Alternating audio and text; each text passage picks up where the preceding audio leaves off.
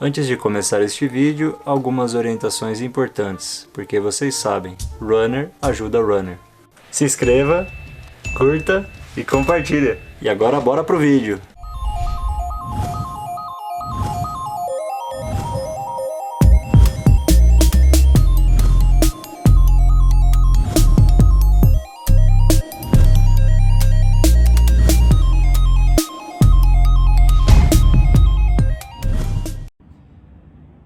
Olá, amigos runners! Tudo bem com vocês?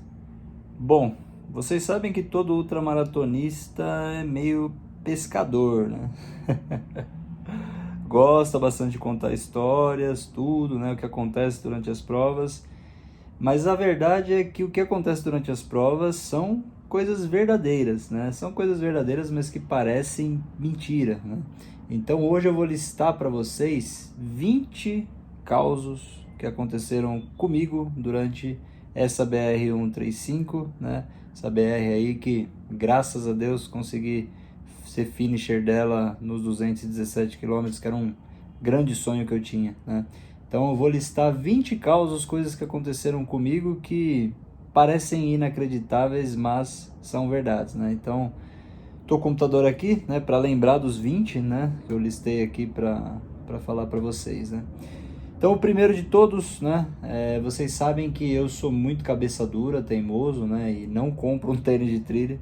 Então, eu fui para essa BR com o ASICS Excite 8, né, o ASICS já estava com 830 km rodados, e eu fui com ele, fiz a prova inteira com ele, não precisei trocar, né, eu estava com outro Skechers, que ele é mais para asfalto. Se eu colocasse ele, eu ia deslizar demais, né, nos trechos de lama.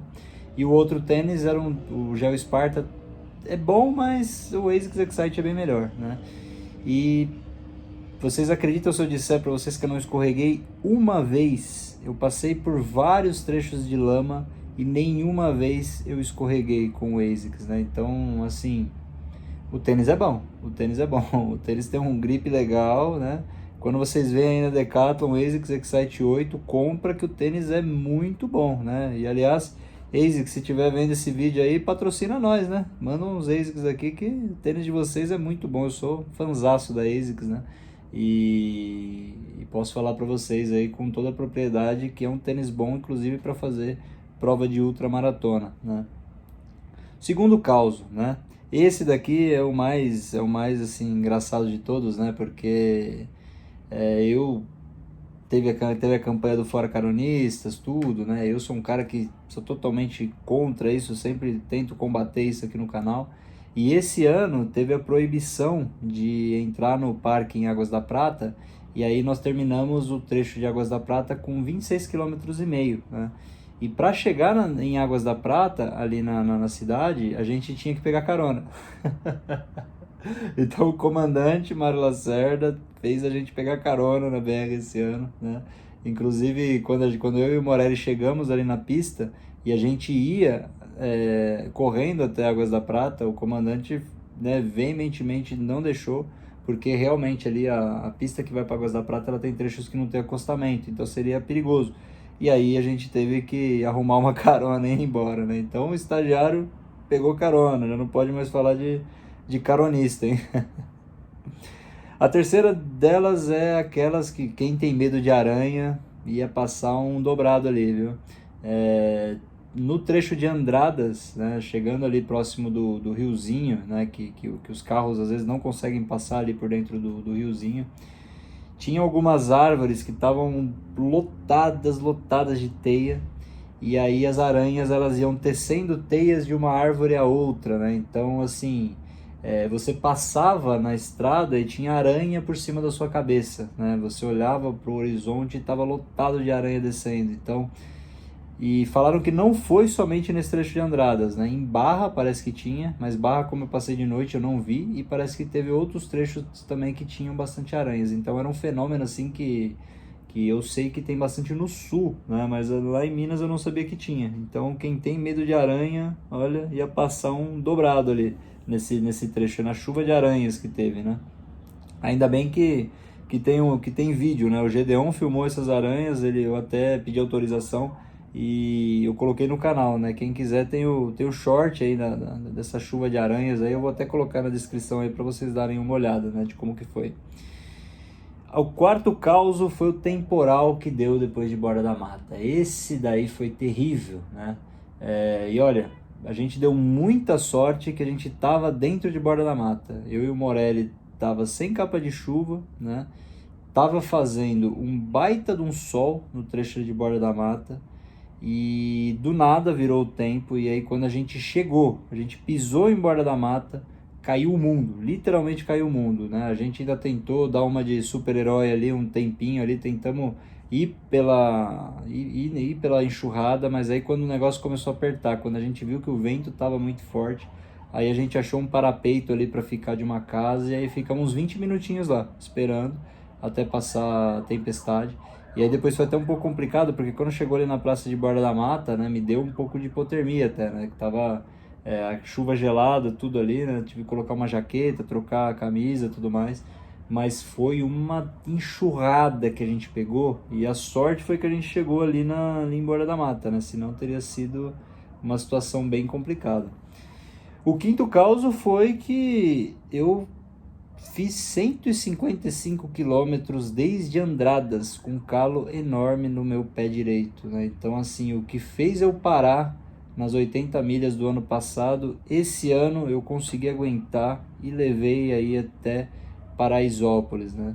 Logicamente que quando chegou em Borda da Mata e o Morelli falou para mim que eram calos e que não tinha o que fazer, que eu ia ter que aguentar, eu pensei em desistir, mas eu não queria abandonar. Eu tava com o mental muito forte e dessa vez eu tinha que terminar, né? Então, assim, foi com dor, sabe? Toda hora ali pisando ali, sentindo aquela dor ali do calo, mas deu para chegar, graças a Deus, né? O sexto foi que depois de Borda da Mata, por causa desse calo, eu caminhei tudo até Paraisópolis, né? E por que que eu tomei essa decisão, né? Porque o calo era debaixo do pé. Se eu tentasse trotar, o simples movimento de aterrissagem aumentava a dor no calo, né? Então era melhor caminhar, que pelo menos a dor seria uma dor suportável. E também quando eu tentava trotar, o Morelli e o Latanza estavam andando mais rápido que eu, né? Então assim, vamos caminhar, né? E ali eu lembro do trecho de Paraisópolis, né? Eu e o Morelli fizemos uma caminhada forte, né? Uma caminhada legal no finalzinho ali tudo. O Morelli me puxando ali no finalzinho. Então assim, a caminhada também, se você souber fazer uma caminhada forte, né? Isso ajuda bastante, né? E o Morelli, é um cara que caminha muito forte, né? Então, ele, no finalzinho ali, ele fez eu pagar um dobrado ali no finalzinho para chegando em Paraisópolis, né? E o Latanza também tem uma caminhada forte, então tá com dois pacers que estavam com uma caminhada legal, né? Eu só não consegui desenvolver a caminhada no trecho de Tocos do Mogi Estiva, que eu tava zumbi total, né?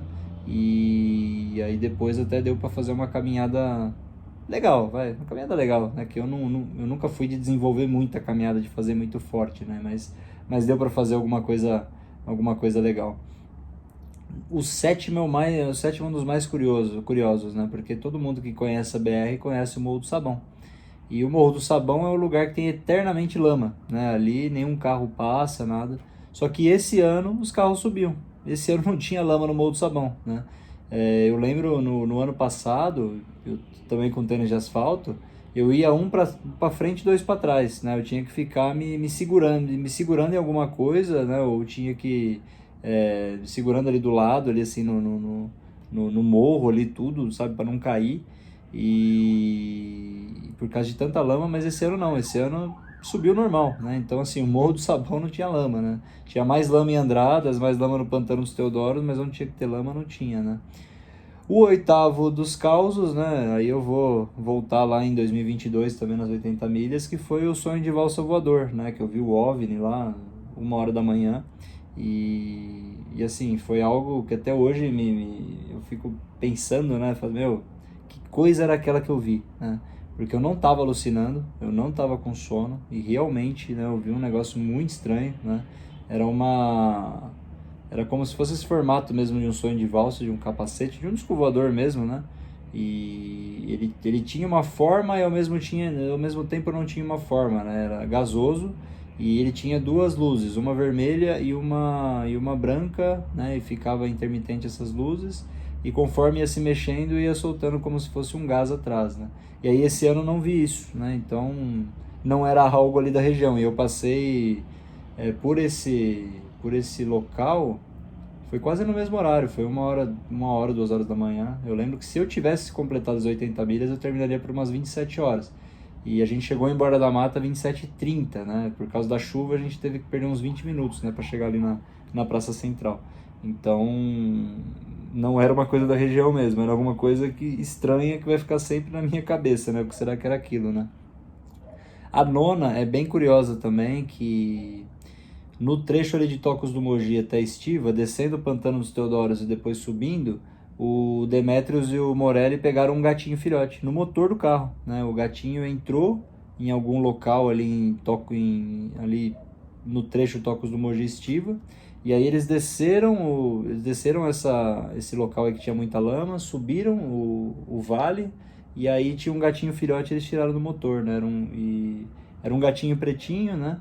E o mais engraçado é que em 2020 eu tenho um gato preto aqui que eu salvei também de um motor de carro, né? Então isso é bem curioso, né? E eu fiquei com muita vontade de trazer ele para casa, mas tava 3, 4 horas de casa, né, de carro, não sabia como é que ia terminar, ficar com um gato dentro do carro não ia dar, né? E aí o Morelli disse que deixou com algumas crianças lá em Estiva, né? Então, se Deus quiser, estão cuidando dele, né, o gatinho. Mas uma curiosidade aí, né? O gato entrou no motor durante a BR, né?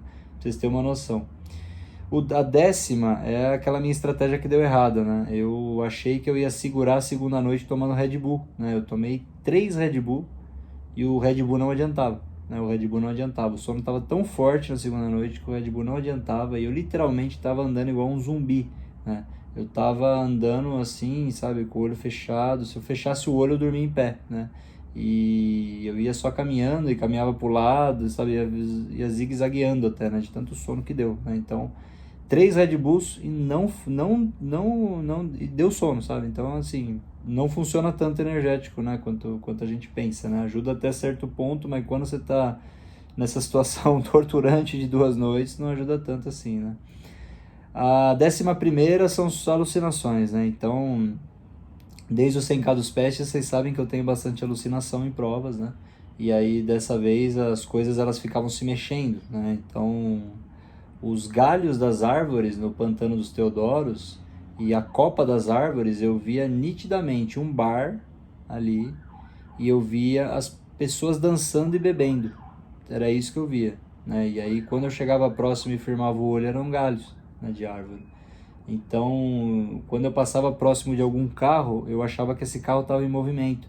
Então, tudo que eu via à noite e com aquele sono que eu tava, eu achava que tava em movimento, assim, sabe? Então, a questão do sono é muito louco das alucinações que acontecem, né? Sem contar, assim, isso era sempre árvore, né? As árvores que eu olhava, que essas árvores eram carros, né? Ou eram pessoas. Até o Latanza me falou durante a live que ele também estava vendo pessoa também. Então, assim, o sono ele acaba com você. O sono ele acaba com você, sabe? É algo assim que começa a ser torturante e aí na questão física de você continuar, você acaba não conseguindo, sabe? É uma... É uma é, um, é bem difícil de explicar, sabe, como que como que funciona o sono, assim, né? Você só você não consegue ter força no seu corpo na hora que você tá ali com sono, né? É muito curioso isso acontece, né? Então, numa próxima prova, eu vou tentar fazer uma outra estratégia diferente dessa, né? A 12ª tem a ver aí com o meu amigo Joca, né? Que tava dando apoio aí pro Vinícius Rabeiro, filho dele, né? E depois do Caçador, eu vi nitidamente o carro dele, que era um doblô, virando a esquina ali. E aí depois eu cheguei pro Morelli e falei, né? Até o Morelli fala na live lá que a gente fez. Eu falei pra ele assim, Morelli, eu acabei de ver um doblô ali virando a esquina. Ele falou assim, doblô? Mas não tem nada ali, só tem 3 caras numa moto ali. Eu vi nitidamente um doblô, do doblô do Joca. E não tinha nada ali naquele trecho, então essa alucinação foi de dia, né? Isso que foi curioso. A 13ª foi um dos perrengues aí que eu passei no Pantano dos Teodoros, foi o pior trecho de todos, né? Eu tava com muita vontade de fazer o número 2 e aí o Latanza viu uma capelinha, né? E ali nessa capelinha tinha um banheiro. Só que o detalhe, a tempestade que caiu no pantano, né, que a gente pegou, deixou tudo sem luz, né? Então eu tive que usar um banheiro, madrugada, não tinha tampa, não tinha descarga, o chão estava molhado, né? Então eu peguei o papel higiênico, tive que colocar em cima da minha garrafa de água para ele não molhar o papel higiênico, eu não tinha nem como ficar segurando. Eu tava de capa de chuva e tive que ficar ali de cócoras, né? Me equilibrando com dor nas pernas, né? Com calo, com tudo. E fazer número 2 ali ainda. E botei a lanterna no chão, era o que tinha para fazer ali de luz, né? Então esse foi um perrengue danado que eu passei ali no Pantano dos Teodoros, né? O 14º foi o que me fez despertar, né? Então, assim, se não tivesse acontecido isso, eu teria parado no carro para dormir, né? Então, o sono foi algo assim que tava me deixando muito preocupado como que seria o término da prova, né? Porque eu não queria ter que dormir mais de 2 horas, 3, 4 horas, sabe? Eu não queria ter que dormir tudo isso, né? E ficar muito tempo dormindo. Então eu queria continuar. E o sono não estava deixando, o sono estava me limitando. E aí aconteceu um negócio antes do caçador, que foi aquele Cup Noodles, né? Que eu tive que comer um Cup Noodles em estiva, né? À noite. E o Cup Noodles me deu um revertério, né? E aí eu tava junto com o Latanza, a gente ia começar a subir o caçador e tava numa estrada que não tinha onde sair ali para ir em meio do mato, né? E aí me deu uma baita de uma desentiria, e a sorte é que eu levo o papel higiênico na minha mochila, né? E eu tava com a mochila. Se eu não tivesse também ia ser muito complicado. E aí eu tive que fazer o número 2 ali em frente a uma porteira de fazenda, né? Então assim, imagina a situação lamentável da pessoa, né? No meio da estrada, né? O Latanza do outro lado me avisando quando passava carro, porque aí quando passava carro ele falava assim, ó, tá, estagiário, tá vendo? Levantava o short, ficava com aquela cara de paisagem, né? Olhando pro nada, como se nada tivesse acontecido.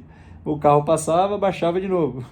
Então, foi uma situação assim deplorável. Eu tive que fazer número 2 no meio da estrada mesmo, foi o que teve ali, né? E foi o que me acordou, porque essa adrenalina que me deu, né, dos carros passando, alguém vai me ver, alguma coisa assim, foi o que me acordou, né? Então depois eu não tive mais sono. Então essa daí foi um perrengue que acabou ajudando, né? O 15º foi muito engraçado, né? Porque o Van der Waal é um atleta que todos vocês conhecem aí, né? Tem 15 BRs e ele é muito brincalhão, né? E eu nem sabia que era ele. Depois ele entrou na live e ele falou: Ah, então foi você que estava ali dormindo, né? Quando eu cheguei em Steve, eu tava acabado, né? Aí o Morelli preparou meu colchonete que eu tinha levado, abriu o cobertor térmico e botou eu lá pra dormir, né? E aí eu dormi 20 minutinhos. Foi 20 minutinhos só que eu dormi, mas também não ajudou muita coisa, né? E aí o Van der Waal passou, olhou pra mim e falou assim: Olha só, esse aí o Rabecão já pode levar. Eu lembro que eu escutei isso, na hora que eu escutei, eu falei assim: Meu Deus, isso aqui tá. Que eu tô fazendo aqui, né? E aí, ainda me escuta um negócio desse, né? Aí é bem complicado, né? E eu lembro também, né, só fazendo um adendo, que esses 20 minutos eu sonhei que eu tava em casa. E aí quando eu acordei eu achei que tava em casa. E quando eu olhei eu tava lá em Estiva. Eu falei assim, putz, ainda tem mais 2 cidades pra fazer. Então esse daí foi difícil, viu?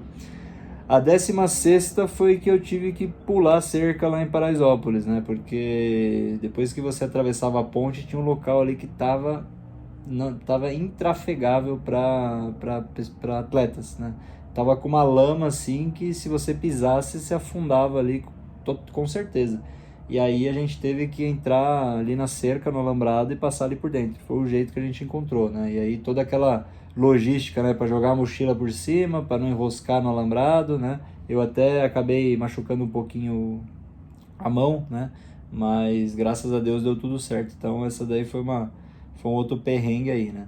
A 17ª é da Coca-Cola, né? A Coca-Cola me salvou por 2 vezes, né? Uma depois do Deus me livre, que, pô, com 20 quilômetros de prova eu já estava com a glicemia baixando, né? Por causa da alta umidade e o calor que estava fazendo, né, ali.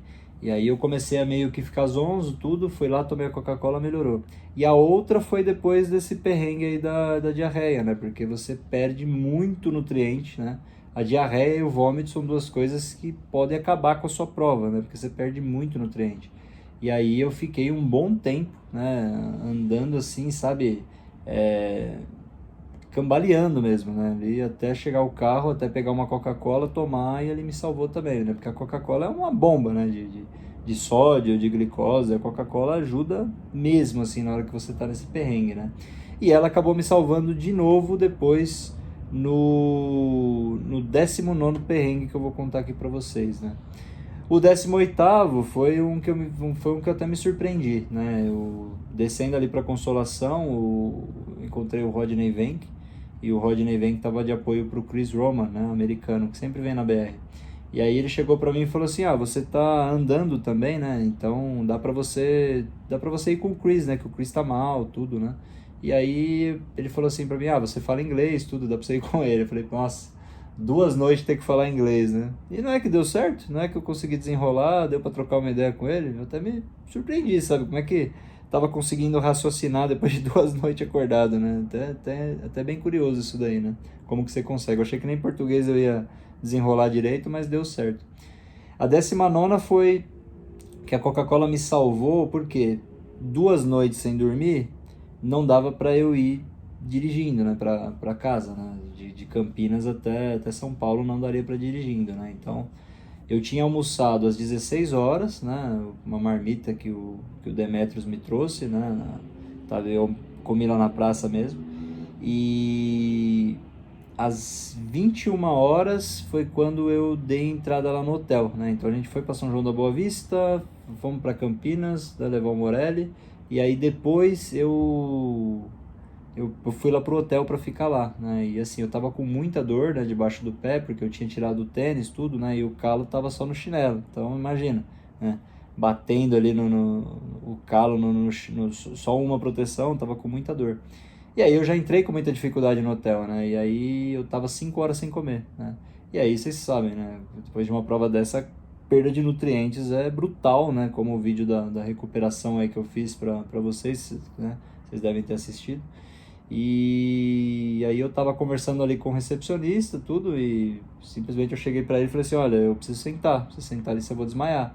E aí eu sentei, né, e o rapaz foi muito solícito, né, agradeço ele de coração aí pela ajuda que ele me deu.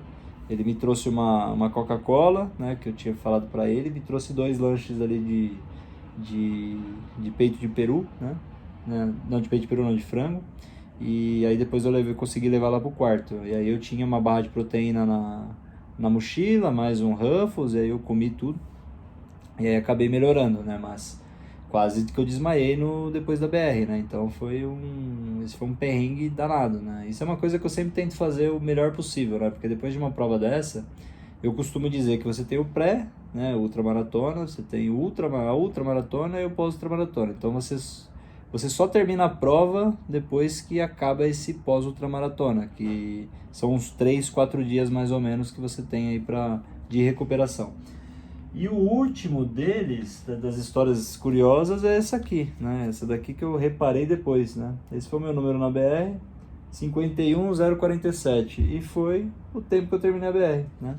Então, assim, vocês vão olhar lá na lista, eu terminei com 51 horas 49 e 4 segundos, né? Que foi o tempo oficial. Porém, quando eu olhei no meu relógio, tava 51 horas e 47. Então, assim, para quem acredita em numerologia, tudo, né? Bateu certinho o número, né? Então esse daqui é o mais curioso de todos, né? Esse daqui é uma história que está aqui na minha mão, né? Então, esse daqui vocês podem acreditar com certeza que está aqui na minha mão, né? Agora os outros, né? Vai de vocês acreditar no estagiário ou não, né? Nas histórias de pescador, mas eu garanto para vocês que todas elas são verdadeiras, né? Porque 200 quilômetros simplesmente acontece de tudo, meus amigos, de tudo.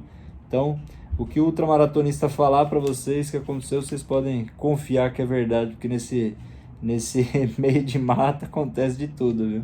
E na BR principalmente, né? Cidades pequenininhas, né? Consolação tem 1.300 habitantes, Tocos do Mogi 1.600, então imagina, né? O que não acontece ali para essas bandas lá. Só dessa vez não vi onça nem nada, né, de animal selvagem, né? Graças a Deus, né?